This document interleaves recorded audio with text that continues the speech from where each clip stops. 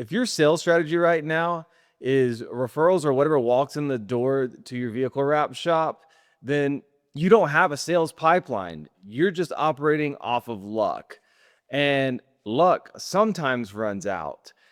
I was recently talking to a young 21-year-old. He was telling me that he couldn't find any leads, couldn't generate any revenue for his business. And we kind of dug in and I said, "Are you willing to do anything to get these sales that you were looking for?" And he said, "Yes." I was like, "Okay, cool. Here is a cold call script. Here is a list for your zip code. Give these customers a call." And he's like, "Well, which should I call?" I said, "The top of the list." And it was like 2 or 3 weeks later that he ended up reaching back out to me and "Hey man, I've called 1,000 of these leads. So far, it's only generated me 4 customers." And I was like, "Well, what's wrong with that?" He goes, "It just seems like a lot of effort for a little reward." I said, "Yeah, but you came to me and you had absolutely no sales happening and you generated 4 new customers that did not know that you existed." And I tell you this story because there's many people during the winter months, especially right now, and we're coming into January and February, that just think that this season is slow. It doesn't have to be.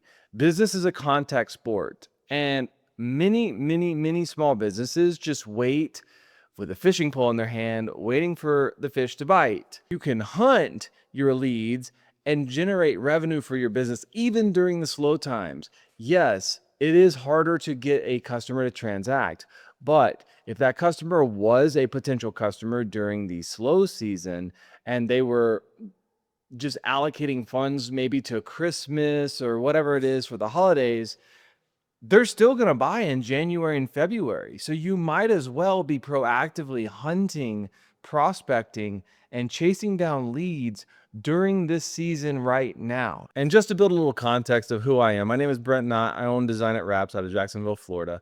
I run a multi-7-figure wrap shop, and I'm a completely absent owner. And even during these times right now, of slow season, we are still crushing sales and hitting some great months. In fact, I got a message from my operations manager yesterday that she closed an additional 15 trucks and 10 cargo vans, totaling $170,000 in additional revenue just for December. So I'm telling you that the work is out there. And the reason why we're able to land these projects is because we never let off the gas. We continue to do the outputs that we're going to be going over in this video to help you win and generate revenue into your business. Now, typically one of the bigger problems in most wrap shops is we run pretty lean teams, and that's fine. Up until you get to about 5 employees, it's really difficult to create like a collation in your shop to where everybody has one position per one hat in the business. And early on, especially like your 1 person to 3 person shop, you're effectively like a typewriter. You're selling, and then now you're producing, and then now you're installing, and then crap, I'm out of work. And now I got to go back to selling, and I'm producing, and then and it's like insanity over and over and over and over. And basically the faucet is just on or off, or as betterly known, feast or famine. You know, this is a vicious cycle and you need to smooth it out. And the only way that you can do that is if you actually dedicate specific chunks of time throughout the week to ensure that you are keeping the pipeline full. You're not having massive peaks and valleys. Business already has that enough. Don't continue to make it even harder on yourself by adding peaks and valleys to your revenue. Now, there are 4 channels of demand, and I want to break that down for you. You have outbound prospecting, Google My Business or SEO, referrals and strategic partnerships, and paid ads.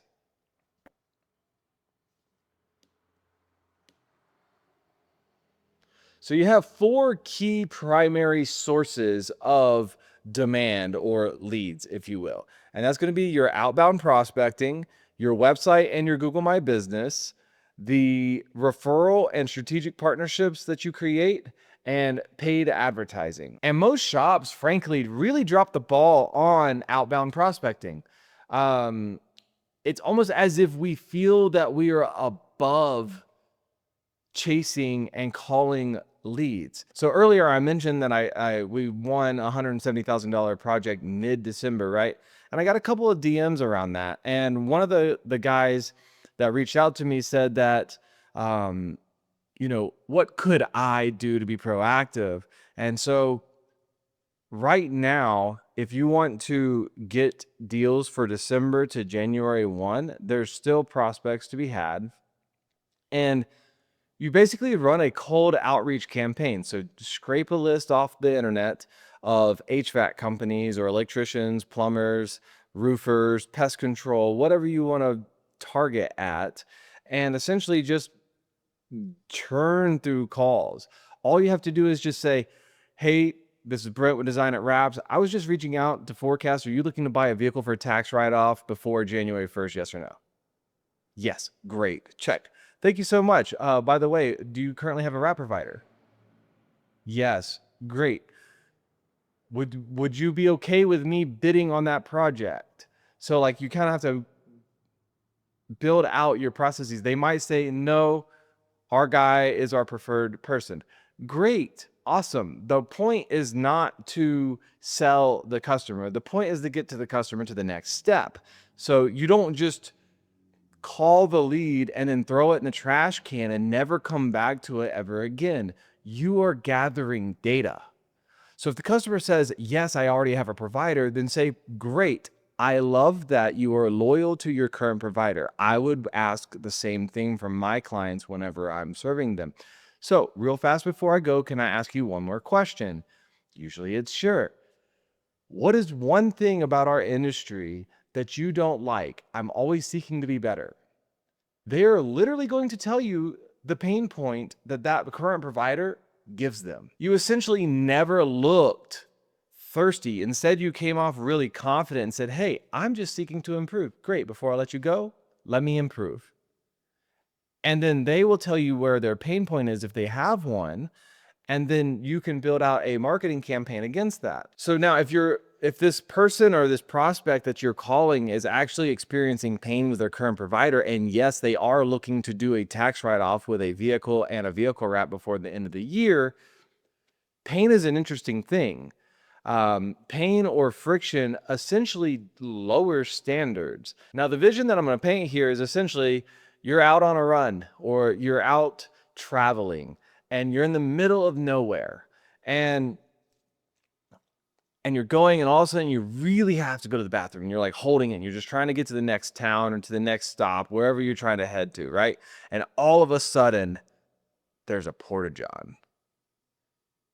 Now, typically, you wouldn't just pick a porta-john in the middle of nowhere to go use the bathroom, right? But in this moment where you have pain or friction in your life and you have a solution right in front of you, in many cases, you'll leverage the solution. So in this case, when you're calling cold prospects, sometimes you pop up at exactly the right time. And those are lay down sales you can close quickly.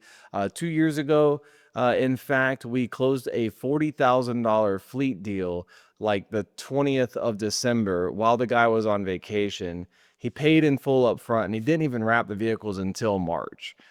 He's a fantastic customer. He loves working with us.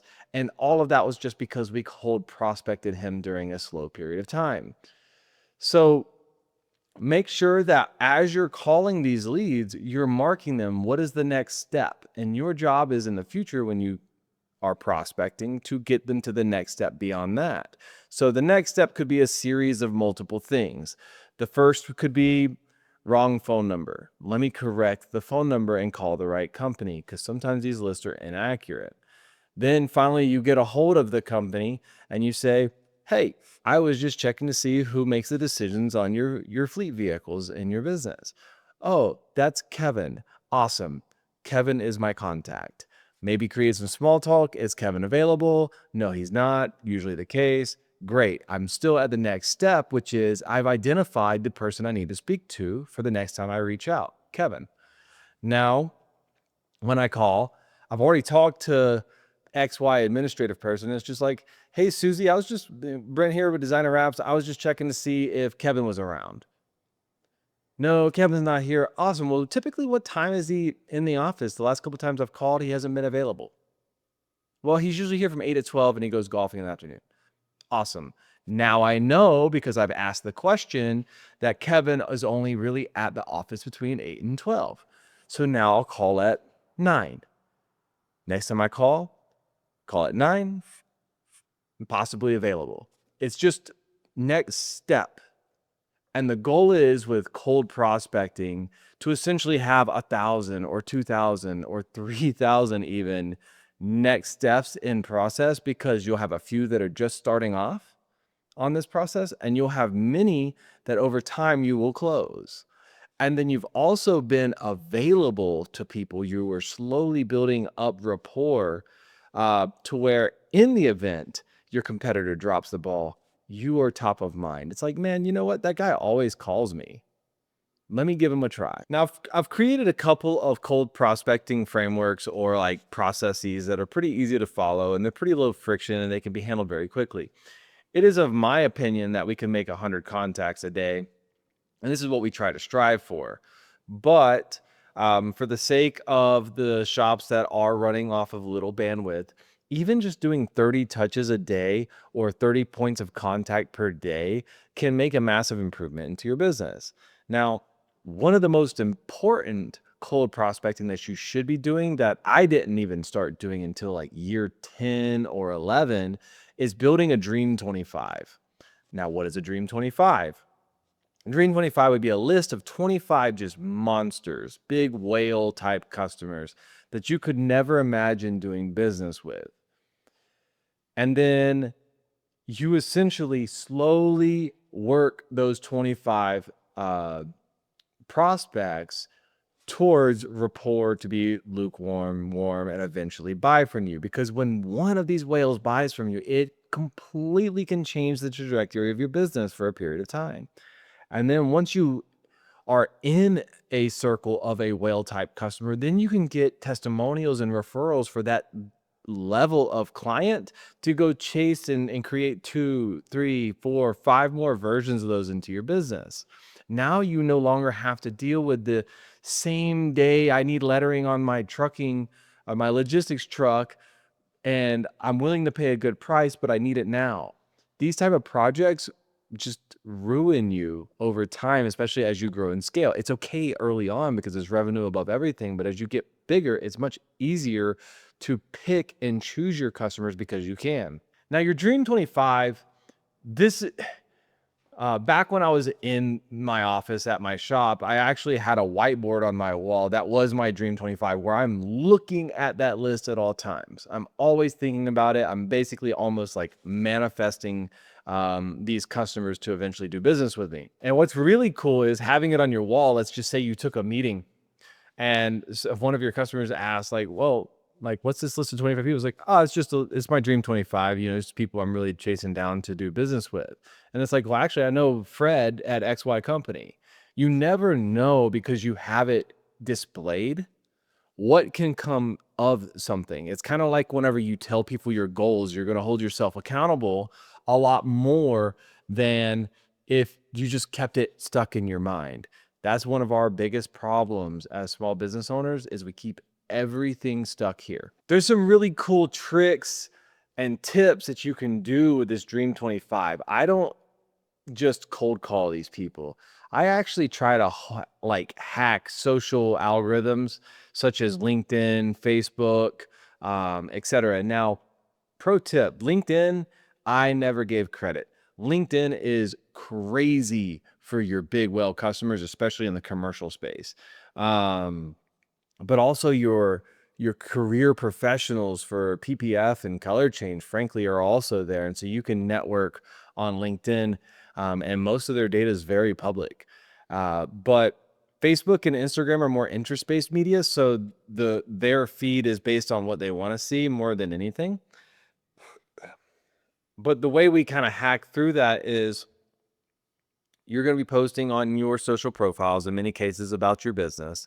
And I essentially recommend like posting as much as you can because people buy from people that they know, like, and trust. That means that like post pictures about your family, post pictures about conversations that you had with employees, post, you know, hardships, etc., because it shows that you're a real human being. You don't want to be posting like, I'm available 7 days a week.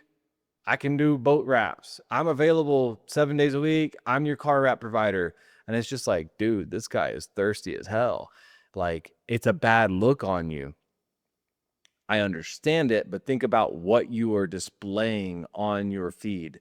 And from there, what I would do, especially on Facebook, is I would, if I found out Kevin was the person that I'm trying to get a hold of at this Dream 25 business, then I'm going to go like Kevin's, or I'm going to go add Kevin on Facebook. And then from there, I'm going to go and like his post, and I'm going to comment, beautiful family, great job at your business, pet dinner looks fantastic. Like, I'm just gonna add the most micro value into this person's life possible. But the point is he's seeing this name, Brent, popping up on his feed once a day, once every other day. He's always commenting on my stuff. And so eventually they'll go onto my wall and they will see who I am, what I do, what I'm about. And my goal with that is to actually have that individual like one of my posts. Now, what happens when that happens? Facebook's like, these people reciprocate. Now, my stuff gets fed to him as well. This is incredibly true on LinkedIn. It is not an interest-based social media. So like, I'm still new to this. I don't have a lot of information on it, but I just know that basically, like, when you infiltrate somebody's connection circle, it will display it directly to people that are likened to their connection circle. It's insane. So I'm putting a hefty amount of presence this next year into LinkedIn because we're trying to go after some of these big fish. Now, the 30 calls, like let's say you're making 30 contacts a day through cold calling. That means that every week you would have completed 150 calls. And so far from my stats, your results will vary, just like the young man that did the 1,000 calls, he made 4 clients. I typically have 2 to 4 really great conversations out of 100 calls. So every single week, if you were having 2 to 4 additional great conversations and you kept the consistency up every single day, 30 calls, and you were, this could also be follow-ups, 30 follow-ups with existing leads that you already had in your pipeline instead of chasing new ones. You will be top of mind when people go to buy. That is all that matters, that you are top of mind when somebody goes to purchase what we sell. And, I want to take one step back that, even though that young man only had 4 clients out of 1,000 contacts, many of you guys watching this, not all, but there are many shops who are under $500,000. And this applies on the upper end too. It just gets more refined. But if you're sub $500,000, you can't afford to not make yourself known. It's going to be too slow. You're going to take years off your life, which is our most precious resource. If he was to consecutively do 1,000 contacts and get 4 customers per month, and let's just say all 4 were full vehicle wraps, he would generate $196,000. Now, if you're already at 250K and you do 1,000 contacts and you double your business, that's greatly impactful. Now you can afford to hire the help that you're seeking. Like, revenue gives you options. It is much better. You could have the best team. This is what happened to me. You can have the best fulfillment and have no sales. That's going to cost you dearly. So, highly recommend trying to figure out how to generate sales and keep the pipeline full. Now, the second channel is massively overlooked. So your website is important, but I've never had a huge focus on my website. I don't trust web developers and I don't know enough about it to not be taken advantage of. And every single time I've come back to this, every several whatever set of years, I feel like I've been taken advantage of. SEO does not mean that your site needs to look pretty. It just needs to convert. And sometimes we get in our own way for our web development where we don't agree with how the site looks, but we're not our buyer. We have to remember we aren't our customers. So it needs to represent our brand well, but at the same time, a converting site might not be what you think is a good site. And then also, a site that drives traffic to your website, or sorry, a site that generates engine optimization towards, driving the traffic to your site also might not be visually the way you think it is either. But the only thing that really matters is that we get leads. And I don't have much more to comment on websites other than that, but in my experience, like our website right now, I'm not a fan of, but it does generate us leads for the type of avatar we are seeking. Therefore, I'm happy. Um, Google My Business, though, is the easiest hack that you can do over time to generate massive amount of leads, because many people do search on Google. Things are changing a little bit with the AI landscape right now, but at the same time, Google still is at least 65% of the searches at this point. And the a couple of things that a lot of people get disheartened by is maybe another shop has 400, 500 reviews and you have 10. Well, what does Google sell?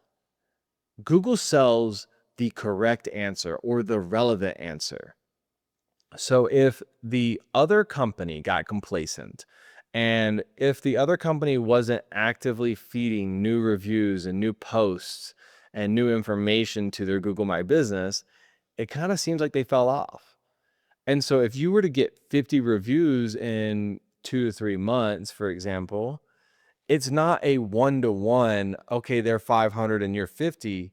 You actually might eventually hit a tipping point where you surpass them, because the velocity of reviews and information is more relevant to right now than the 1, 2, 3, 4, 5-year-old reviews that this other company had from the past.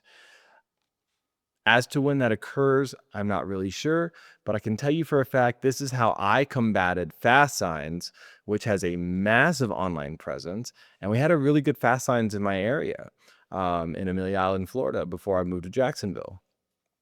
And the way we combated them online was we crushed them on the Google My Business. And then I was tracking all the leads from that. Now, in regards to posting on your Google My Business, like what should you post? Does it really matter? Well, yes.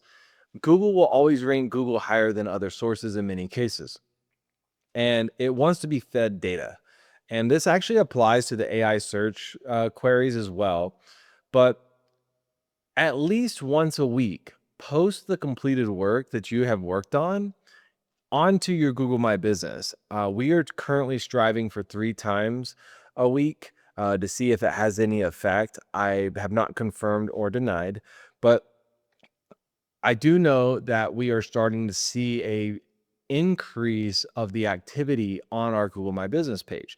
And there's ways for you to actually check this with tools. I use a tool called Local Falcon, and it's relatively cheap, but what it does is it just shows you the little Google hot map. It's a square, and it's like, I want to search a 9-mile radius, and I want to see where I rank on Google My Business for specific keywords.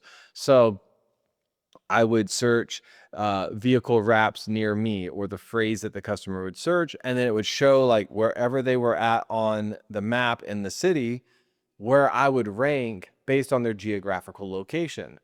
And we've gotten to where when I first moved to Jacksonville just 2 years ago, we were like last because I had no tenure in that area. And now we're starting to get, well, okay, we're placing pretty good. And then I have 2 locations to where even on certain keywords, I show twice on the same search. And that looks really good. And that's how we're attracting customers for the keywords we're trying to go after. Now, if you're interested in, well, what should I be posting about? You can leverage a lot of AI for this. It's not perfect. There are paid tools that are much better, but like I'm trying to help you get started on the habit first. We don't need to optimize. We don't need to optimize and we don't need to be perfect. We just need to act. You can go to Claude is my favorite. Deep Thinker, Perplexity is pretty good. And then you have like ChatGPT. I'm personally not a huge ChatGPT guy unless it's just general conversational type stuff. But for a lot of research, Perplexity is currently really, really good. And then Claude is sometimes hit or miss depending on the update. But right now, Claude has been very good for me for deeper research. And there's another AI called Firecrawl that you can actually search. Let's say there's a shop. So let's just say PDX Wraps in Oregon, right? And PDX, I love their imaging, love a lot of the stuff that they do. And maybe my business is the same as theirs. It's not, but I'm making a point here. I could then use Firecrawl to crawl their website and it'll show me what keywords they're leveraging in their website data. It'll show me their sitemap. It'll extract all of their blogs and posts that I can then feed into an AI and say, hey, based on these keywords, I would like to write a post for my Google My Business, make it keyword rich for XY words. Bang, there's your post. You literally don't have to work. You just did a couple of research points. Now, the third channel that you can really work on is referrals and strategic partners. What is missed a little bit on those 1,000 calls that we've been discussing multiple times in this video is it doesn't have to just be 4 customers. If you ask each one of those customers, hey, did we serve you to the highest degree possible? Did you like the services that we provided for you? And they're like, yes, it was phenomenal. It's like, great. Could you leave me a 5-star review? That's your Google My Business piece. And then it's like, once you do that, find a way to call them again, check in on them. Always make deposits first. People don't like takers. There are 3 types of people in this world: givers, matchers, and takers. And if you're constantly asking somebody from something, you're basically withdrawing from a piggy bank, right? You have to make deposits into that bank first. Now, I'll call the customer, hey, man, how's business? Checking in on you. Have you hit your goals? Just create some small talk. And I'm being very genuine in this. And then at the very end of it, it's like, hey, as a small business, we operate greatly off of referrals. I'm sure you know as a small business as well. Is there 1 or 2 people in your network that might be benefited from the services that we provide? Yeah, actually, my buddy's buying 2 vehicles right now. It happens all the time. You just don't ask. And they don't think because it's kind of out of their way. But if you come in and just ask the customer, hey, do you have a referral that would benefit from the services that you loved from us? Do you think we would provide a great experience for one of your friends? There you go. If you get 1 or even 2 from that, that is how you multiply your business. That is legitimately word of mouth. The thing that everybody brags about, why don't you go farm word of mouth? So that's the simplest form of referrals. But another one is dealerships. Now, I don't personally care for working directly with dealerships because the dealerships sometimes want to take all the margin. However, there is an angle. You can instead talk and befriend the sales reps. They're the ones selling the units anyway, and let them refer you. For the longest time, my Dodge dealership up in Amelia Island, like those guys would send me anywhere between 1 and 5 units a week sometimes, depending on what their deal flow was for PPF, window tint, ceramic coatings, car wraps, etc. And then we even, when Dodge, I believe it was during the COVID era, I don't know what programs they have available right now, but Dodge at the time had this huge benefit program where they were trying to convert some of the Ford and the Mercedes sales over to Dodge when the ProMaster kind of was early on. And they were paying like $1,000 or $2,000 towards the commercial wraps that we were already wrapping for our customers. So we were just getting free business. And then my client got twice as much wrap on the car for the same price. And they rolled it into the loan. So like, it was just a no-brainer. And you're not aware of these things unless you're actually out there building referral partnerships with people. Another set of people that you can work with for referrals would be like your body shops, detailers. I mean, frankly, especially if you're a color change slash ceramic coating slash PPF shop, detailers are highly underappreciated. You're probably not going to be mobile to go detail that car. And what you are at risk of is you now have somebody touching that car constantly. And eventually, we're seeing a lot of detailers come into the film industry, right? Well, you'll at least have your ears to the ground as to what's happening with your customer. They're making more points of contact with your client than you are. And then the next time they buy a car and all of a sudden that kid's in the PPF, you lost your sale. And the hardest thing that we can do is acquire customers. Now, the final channel is paid advertising. I personally feel it is imperative for you to do cold sales first before you go and do advertising, because many shops, including myself, think that there's just this magic button that you're gonna push. I'm gonna do marketing and all of a sudden it's gonna fix all my problems. And that's usually not the case. And it's because we have a really bad sales process. Um, if you're already on that typewriter, then what's going to happen is you're going to generate some sales, and then you're going to ignore all those prospects that are coming in while you're producing and installing the work. And then whenever you finally get back around to calling those customers back again, they either already got the work done, they're ghosting you, or they went somewhere else. And so you actually really need to have a great sales process in place, and you need to have administrative staff that's going to be watching that at all times. Um, the amount of work that goes into leads. People think that they want leads, but what they really want is customers. Leads are work. Customers are like lay down sales or going to buy from you anyway, right? And you just want the revenue to come to the door. But sometimes you're following up with a lead, especially in the commercial wrap world, 6 months, 1 year. It could be a very long time until you convert that sale. And there was a really large fleet in Jacksonville. I don't know who got the project, but I was good friends with the person just below the CEO. I bid the project. I think it was for 300 units. And the CEO kept pulling the plug on the campaign. And like I followed up with this thing probably for 3/4 of a year. And I just let it go.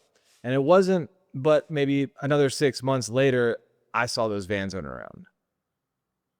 Now, I had wrote that off as this is never going to happen. And even my buddy that worked there kind of did too. He's like, the CEO just gets in the way.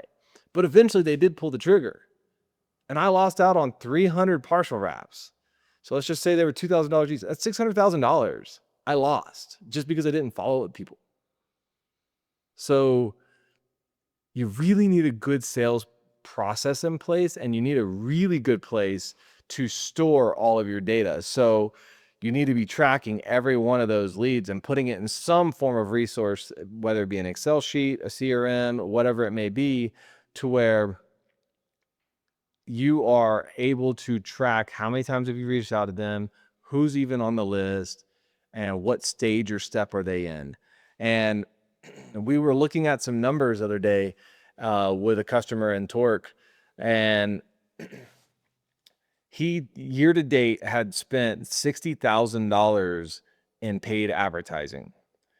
And one of the things that I feel is the biggest problem with marketers is they don't know how to talk to us.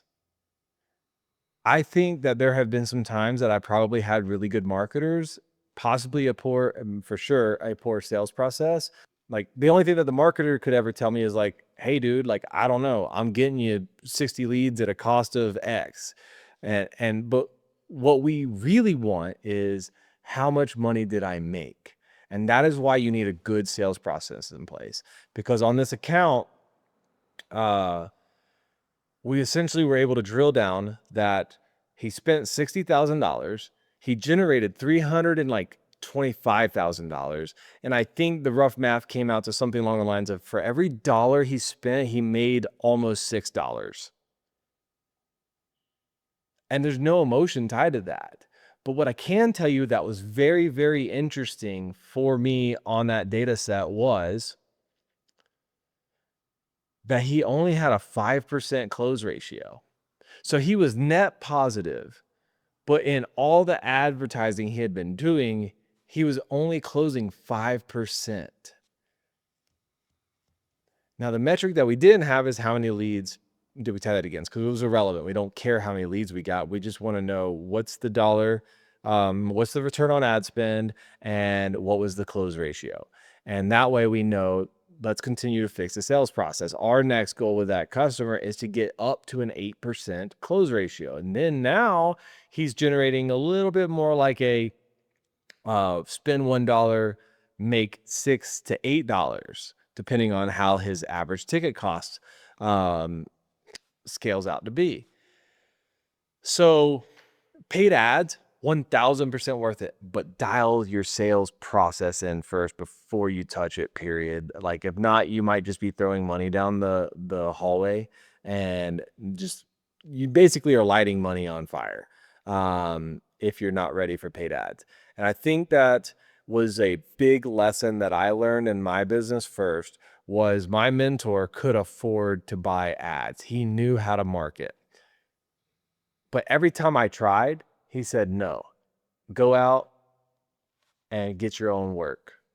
And he made me go knock doors and prospect and build relationships with people so that I knew how to provide for the business. We need to be able to feed the business revenue so that the revenue can create opportunity back for us. You might be saying to yourself, like, geez, there's a lot of work that needs to be done for sales and is massively important. But I don't know that I can do all these things and keep installing and be stuck and I need to hire some people. Yes.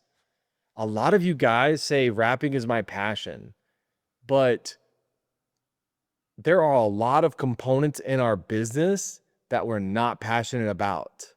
And we have to go through learning these things to get to the point that we can maybe optimize the time spent in passion zone. But if you want to be a full-time installer, then you still have to train an admin and develop sales processes on the front end so that they don't have to ask you questions over and over and over so that you can keep installing and doing all that stuff that you want to do. The sticking point for a lot of people is either pride and sometimes just the limiting belief. You know, a lot of people sometimes talk to me and they're like, well, I can't because, and I'm like, well, you can't because why? You think that you're different than me? Like you think that I'm something more than you for some reason? No, like I'm here to tell you that like for a fact, I am the most stubborn and sometimes not the most intelligent person there is with my decision making and how I ran my business.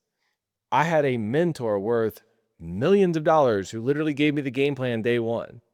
And then he would poke fun at me because I was investing money into coaching for things that he had already told me. You see, you can't listen to people until you accept them. And it took me 7 years to accept my primary mentor as to what he was saying to be true. And so that was 7 years of my life that I'll never get back. So understand that it's okay to have problems. We all do. I don't know a single business that doesn't. And ask for help. Find somebody who has what you want, is going through something that you want. But also open up your eyes to, is that what I really want? I would go around to shops. There was a season that I was going around to a lot of shops and I would look around and say, is this the life that I envision for myself in the future? And in many cases, I admired them for their skill set on the install capabilities, but I didn't want their life. So be very cautious with the information that you're putting in, the biases that you are receiving, because there's a lot of really great installers who do not have great businesses. And the great businesses and I'm not referring to mine. I still feel like mine has much to improve. It has a lot of benefits to it, but the great businesses aren't the most known people because they are active in their business, getting what needs to be done. So, closing challenge: create your dream 25, start doing 30 touches a day, and start working on your referral networks. Be active and don't let a single lead come into your store. If you only get one lead a month, make sure you serve that prospect or that lead as if the only way that you will ever receive the next job is by getting a referral from that individual.